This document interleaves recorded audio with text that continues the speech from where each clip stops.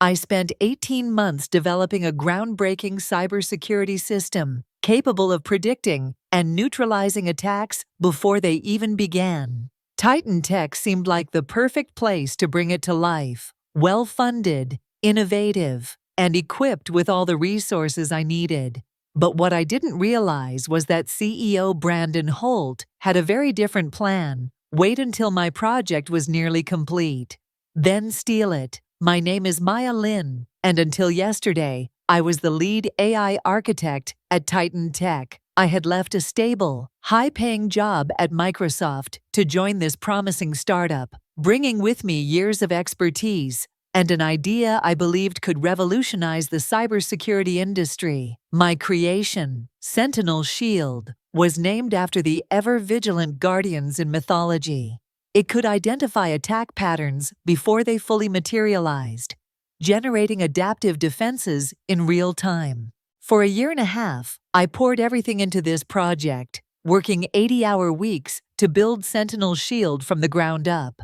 Brandon would occasionally stop by my lab, making small talk, reviewing progress reports, and flashing that signature corporate smile, the kind that never quite reached his eyes. "Brilliant work, Maya," he'd say.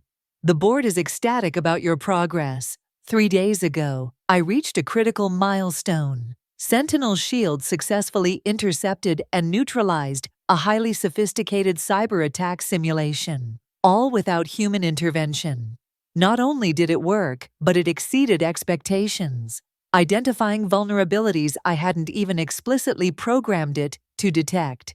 The AI was learning, evolving. Excited by the breakthrough, I immediately scheduled a meeting with Brandon to present the results. His assistant, Rachel, squeezed me in for a brief 15-minute slot the next afternoon. When I arrived at his office, I found not just Brandon, but also the company's legal counsel, Andrea Fields, waiting for me. "Have a seat, Maya." Brandon gestured to the chair across from him, his expression unreadable. "Andrea is just here as a formality." Something in his tone made my stomach drop. I sat down, gripping my laptop, ready to showcase the demo. "Before we discuss Sentinel Shield," Brandon continued, sliding a document across the table, "we need to address some concerns about your employment agreement." Andrea cleared her throat, her voice devoid of emotion. "Section 14.3 of your contract states that any intellectual property developed using company resources belongs exclusively to Titan Tech." I nodded, already anticipating where this was going. "I'm aware of standard IP clauses, but Sentinel Shield was conceptualized long before I joined Titan Tech. I have documentation proving that." Andrea barely blinked. "While you may have had a basic idea, the fully functional system was developed here, on Titan Tech's time, using Titan Tech's resources." Brandon leaned forward, the pretense of friendliness dropping. "Let's be honest, Maya. Sentinel Shield belongs to Titan Tech. The board believes your compensation package is more than fair for your contribution." I frowned. "Compensation package?" He gave a thin smile. "Your contract includes a success bonus. You'll receive a one-time payment of $300,000 once Sentinel Shield launches. That's more than generous by industry standards." The words hit me like a punch. $300,000 for a system that would be worth billions. For 18 months of relentless work for my research, my innovation. Brandon, oblivious to my growing fury, continued, "Tomorrow, I'll be presenting Sentinel Shield to our biggest investors. We expect to secure an additional $75 million in funding. After that, we officially announce Titan Tech's groundbreaking new cybersecurity solution." I stared at him, my hands tightening into fists. "You're firing me," Andrea sighed. "We're transitioning you out, effective immediately. Of course, with your bonus. Congratulations, Maya." Brandon smirked, a predator who had cornered his prey.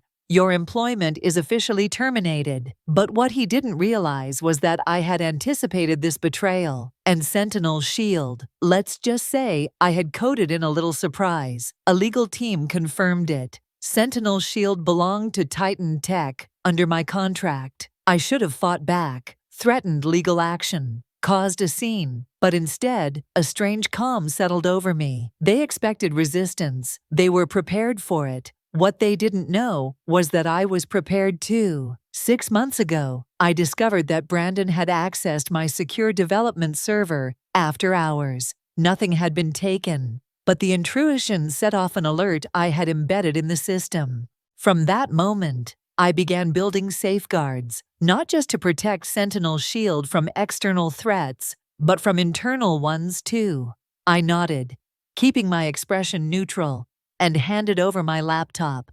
Of course, Mr. Holt, I said smoothly.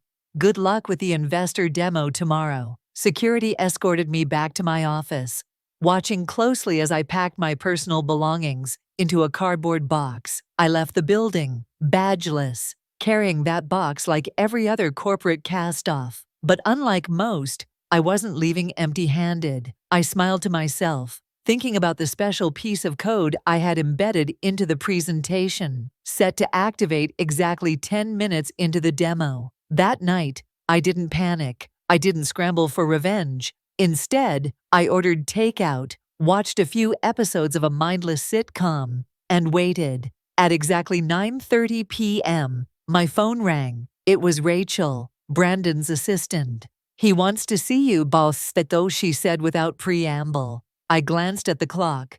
It's almost 10, Hera. He says it's urgent, she replied. A car is already on its way. 40 minutes later, I was back at Titan Tech, escorted into the sleek conference room. Brandon sat alone at the head of the table. His usual polished, confident demeanor was gone. His tie was loosened, his hair a mess, and the veins in his temple were visible from where he had run his hands through his hair repeatedly. Fix it, he snapped the moment the door closed behind me. I took my time settling into a chair, deliberately slow. Fix what? Exactly. Don't play games, Maya, he seethed. You sabotaged the demo. I arched an eyebrow. How could I? I've been gone for 24 hours. Security watched me clean out my desk. I didn't take any devices. I didn't access any systems. Brandon slammed his hand on the table. The test run crashed the entire system. It started flagging threats that don't exist, generating thousands of false positives. It's completely unusable. I tilted my head. Sounds like a technical issue, I said, feigning innocence. Have you tried turning it off and on again? His face flushed an angry red. This isn't funny. We have 12 major investors coming tomorrow. There's $70 million on the line. Your investors, I corrected. Your system now. Brandon took a deep breath, forcing himself to regain composure. When he spoke again, his voice took on that same smooth, persuasive tone that had convinced so many, including me, to trust him. Look, perhaps we were hasty yesterday, he said. I'm prepared to discuss a more equitable arrangement, co-creator credit, a larger compensation package, maybe even some equity. I leaned back in my chair. What exactly happened during the test run? Brandon hesitated, debating how much to reveal. The system turned on itself. It started identifying Titan Tech's own network components as threats. Then, it started generating reports, hundreds of them, documenting what it called internal ethical breaches. I couldn't help but smile. Sentinel's shield is designed to identify threats. Brandon, all threats. His expression darkened. What did you do? I didn't sabotage anything, I said simply. Sentinel's shield is working exactly as designed. It's an AI system that learns and adapts to protect networks from malicious activity. During development, I fed it case studies of cyber attacks, including cases where the threat came from inside organizations. Brendan's face drained of color. You taught it to spy on us. I taught it to recognize threats, wherever they originate. Understanding dawned in his eyes. The system wasn't malfunctioning. It had identified Titan Tech itself as a security risk, or more specifically, him. Brandon's expression hardened. You can't prove any of that. I leaned back, keeping my face neutral. I don't need to. Sentinel's shield had been documenting everything for months, every unauthorized access, every copied file, every modified document. It was all neatly compiled in the reports it generated, complete with timestamps, access logs, and recorded keystrokes. The silence that followed was profound. Brendan stared at me, the anger in his eyes slowly giving way to something more calculating. "What do you want?" I folded my hands on the table. "Full recognition as Sentinel Shield's creator and primary architect. 50% ownership of all related patents and intellectual property. A board seat to oversee its ethical implementation. And $10 million in compensation for your attempt to push me out." His jaw clenched. "That's extortion." "No," I corrected smoothly. "That's negotiation. Extortion would be me sending those reports directly to the investors and the SEC. Brandon exhaled sharply, glaring at me for a long moment. Then, slowly, his shoulders slumped in defeat. "The system," he said, voice tight.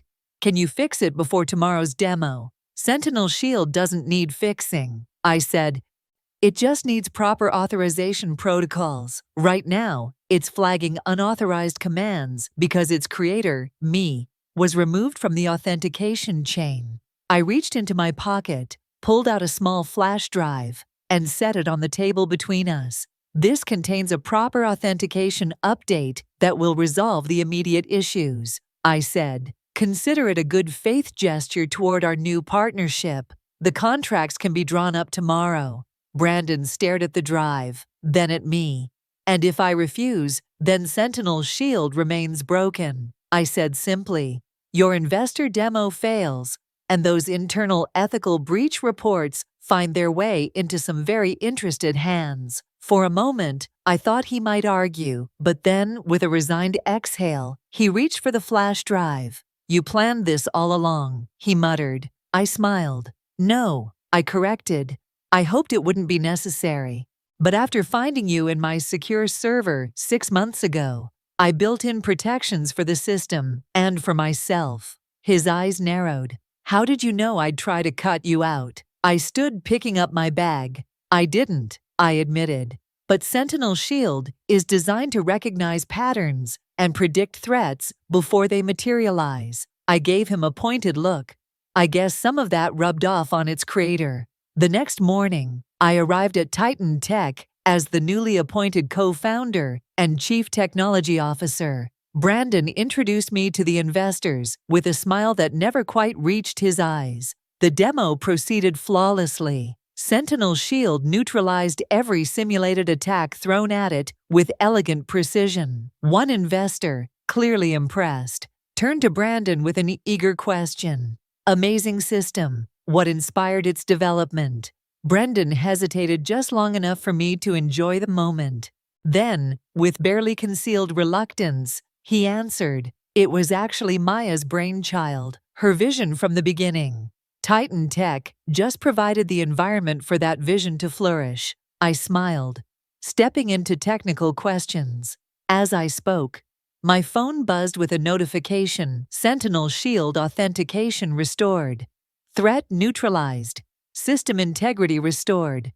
Creator protections active. The AI was learning faster than I'd anticipated. It had recognized a threat, neutralized it, and safeguarded its future, just as designed. 3 months later, Sentinel Shield had its first commercial implementation, preventing a major cyber attack on a global banking network. The incident, which could have resulted in an estimated $340 million in damages, instead solidified Sentinel Shield as the gold standard in cybersecurity. Brendan and I maintained a professional relationship.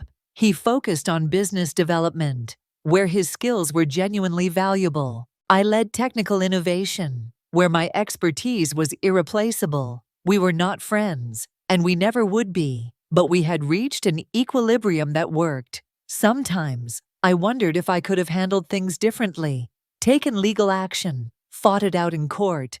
But in the end, I had built something too powerful to be stolen, and I had ensured that no one, not even Brandon Holt, would ever control it without me. Brandon's attempted betrayal had revealed something far more important than just corporate greed. Technology is only as ethical as the people who control it. That realization became the foundation of how we now deploy Sentinel Shield.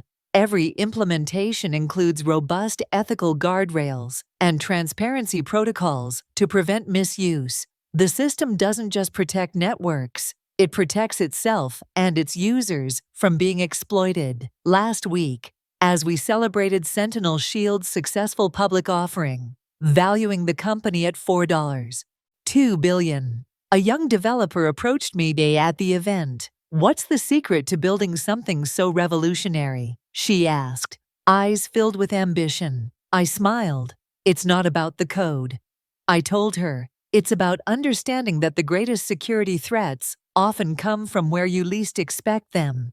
The real challenge wasn't just creating technology, it was ensuring it could adapt, evolve, and defend itself without compromising its core integrity. Build systems that can recognize threats, adapt to them, and neutralize them while maintaining their ethical foundation, I said.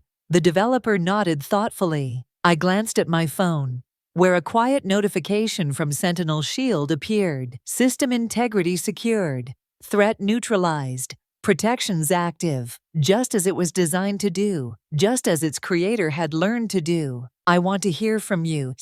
After everything I went through, after being betrayed, underestimated, and nearly erased from my own creation, I came out on the other side stronger, smarter, and in control of my own future. But I didn't do it alone. I had my experience, my instincts, and most importantly, the conviction to stand up for what was mine. So tell me, what would you have done in my place? Would you have fought back legally, taken the company to court, or walked away and started over? Do you think I made the right call in turning the tables on Brandon and securing my place at Titan Tech? Leave a comment. I want to hear your thoughts, your advice, and even your own experiences with workplace betrayals and standing up for yourself. But more than that, I want you to take something valuable from this story. If there's one lesson I've learned, it's this: you have to protect what you build. Whether it's your career, your ideas, or your personal boundaries, you are your own first line of defense. Never assume that others will act in good faith just because you do. Prepare for the worst, but position yourself for the best. Think about your own life. Are there places where you need to set boundaries, demand recognition, or protect your work? Maybe it's in your job, a personal relationship, or even a project you've poured your heart into. Whatever it is, don't let someone else take credit for what you built. So, here's my challenge to you: stand up for yourself, share your thoughts, leave a comment, and let's start a conversation about protecting what's ours.